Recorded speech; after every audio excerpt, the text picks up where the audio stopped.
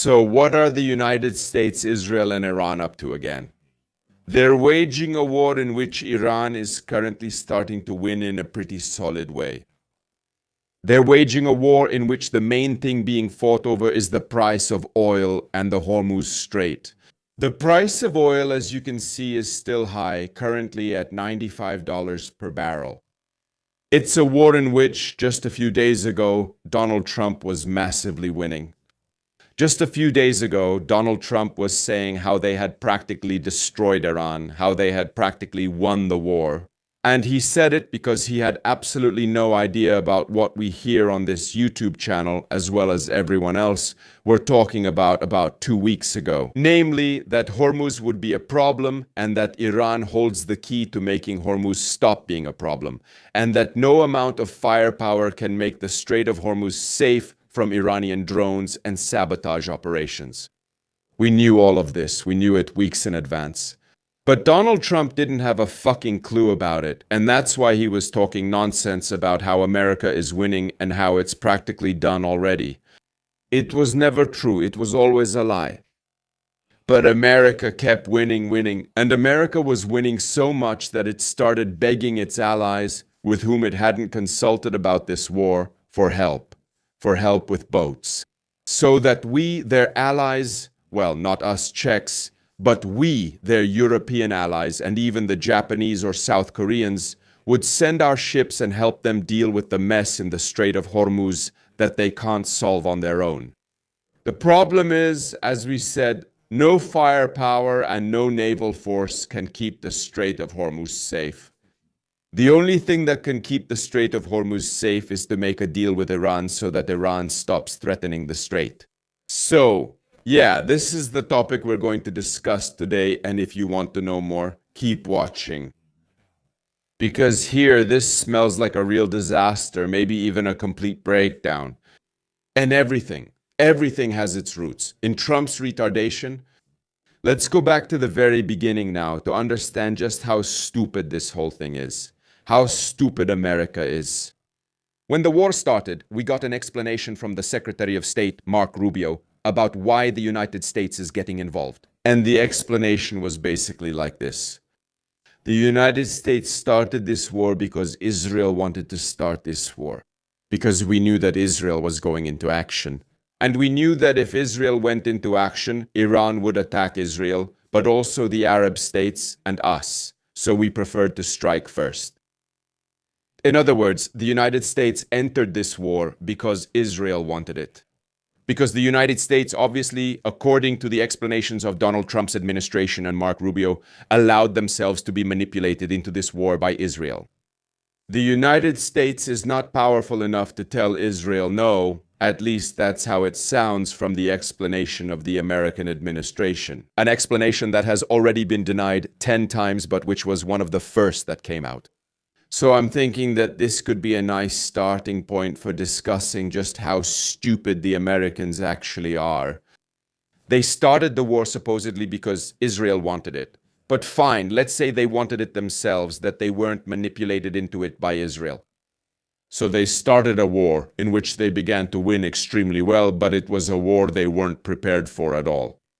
They didn't have enough air defense supplies, they didn't have coordination with their allies, they didn't have proper oil reserves, which are easily depleted, while China, for example, did have them. They had no plan, they had nothing at all, and yet they started that war. And when things stopped going well for them, they started calling for little boats. They called on their allies, whom he ignored the whole time.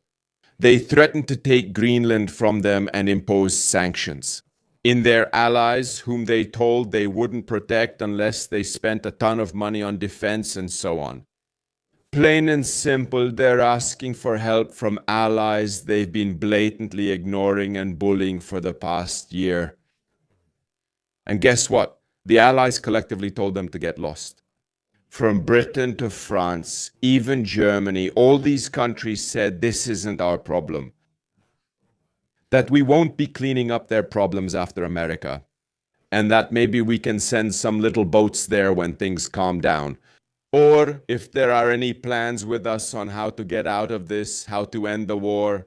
When America presents some kind of exit plan, so to speak, In other words, Europeans refuse to go here to solve a mess that the Americans, idiots cooked up with their own ignorance and absolute lack of understanding of the situation in the region.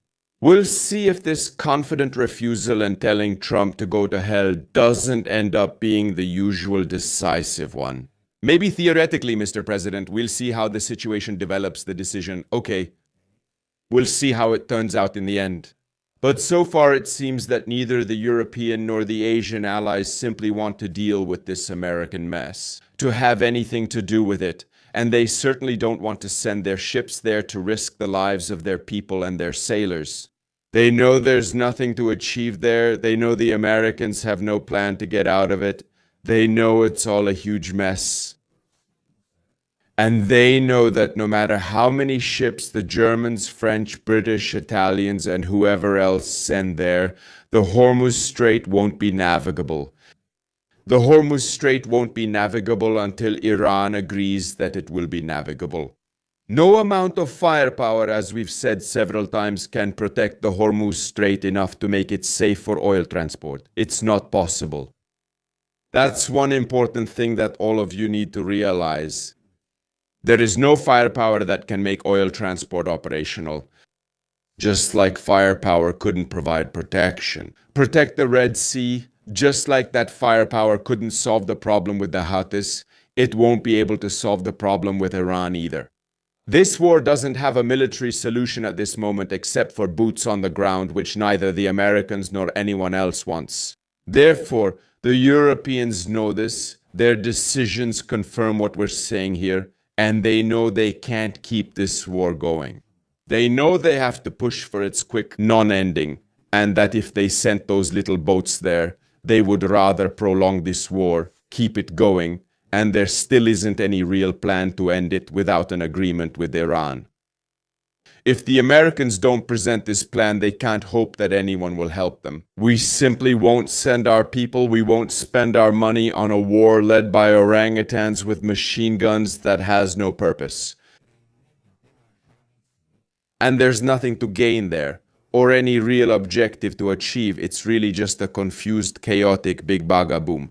But what do we do about it now? On one hand, the conflict can't be solved militarily, and the Hormuz Strait can't be opened without cooperation with Iran.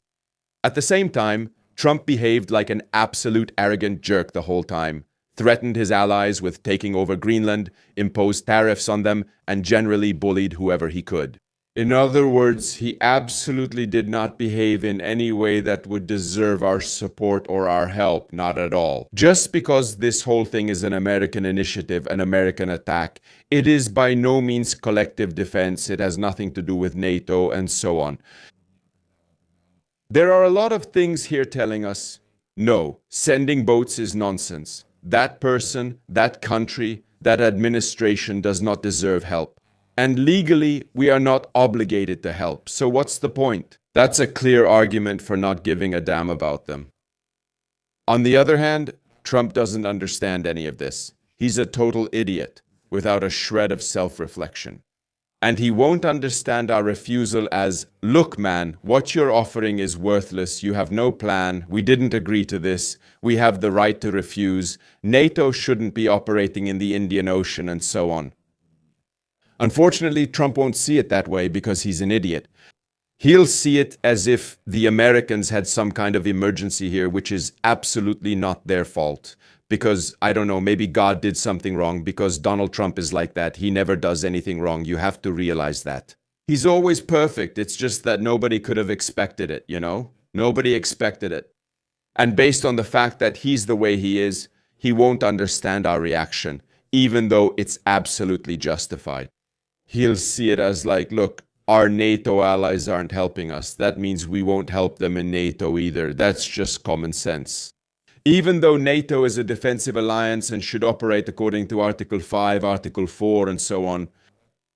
But hey, if our NATO allies don't want to help us, why should we help our NATO allies when the Russians attack them?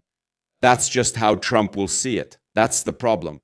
And if Trump doesn't cool down, it could effectively mean the end of NATO, or at least a huge disruption and damage to NATO, because as we said, he doesn't see those differences. He's just a total retarded bulldozer.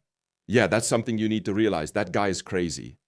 Tudíž, therefore, we should deal with him a little differently.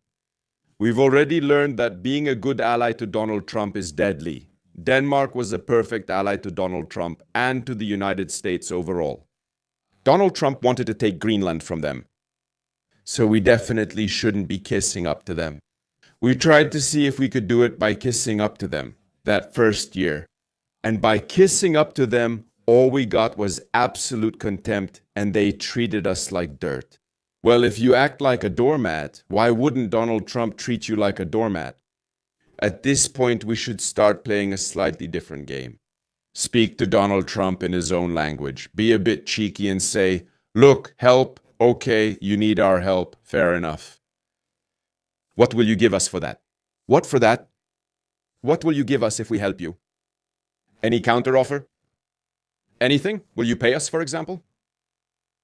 Why did you even start this war? Where's the plan? How are you going to end this? How are you going to solve this? Once you present the plans, once you show us what you'll give us in return, once you prove yourself as a strong leader and not as an idiot, then we'll consider starting to think about maybe sending you some ships. Until then, end the war and shut up. And we'll still be considering whether we even want such a weak ally who can't even defeat Iran and secure Hormuz in NATO at all.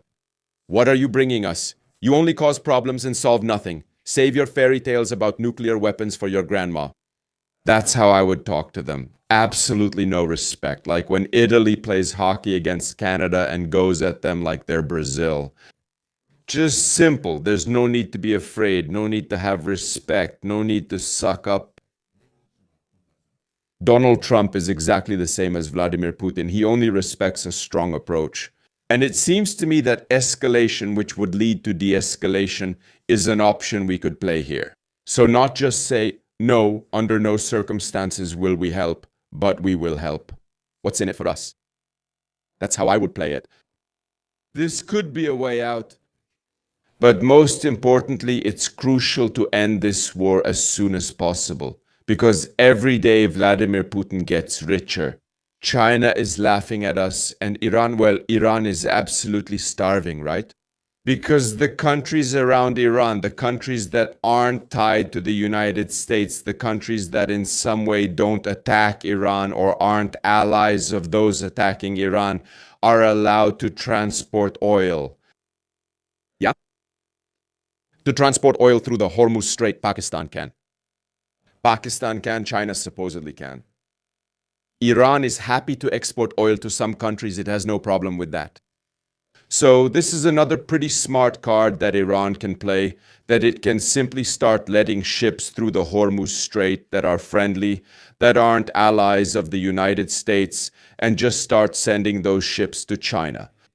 If Japan says it doesn't want to help the United States, then it can send tankers to Japan, to South Korea, simply put. Iran can play it this way. They can come and say, look guys, I understand that there's some kind of alliance with the United States, but just like you in Tokyo or in Berlin or wherever, you see that Donald Trump is an idiot. We in Tehran see it too. Let's agree that the tankers sailing from Iran to anywhere other than the United States and Israel can pass through, and the rest can't. Let's agree on it like this. Simply put, if there were any doubts about the ability of the United States, they were only theoretical doubts. Now those doubts have turned into complete practice, and everyone can see how the Americans are unable to deal with Iran. God bleeds is no longer a god. I have to repeat it here again and again. So that's how it is. That's the current situation. Ladies and gentlemen, please write in the comments whether we, Europeans, should send our almighty glorious aircraft carriers, the French, Italian, and British ones, to help the Americans, or if we should just forget about them and try to handle things with Iran on our own. It's hard to say because that would basically mean betraying the United States. Like they say, who needs enemies when you have allies like these, right? That seems to fit the United States like a glove. Well, we'll see how it develops. I'm still a fan of dealing with the United States firmly and transactionally at this point. Definitely not outright betraying them, but by no means acting like doormats. Not a chance. They don't deserve that, and they absolutely have no mandate to do this, especially considering how weak they turned out to be. Have a great day and bye for now. Support this content, share this video. Goodbye.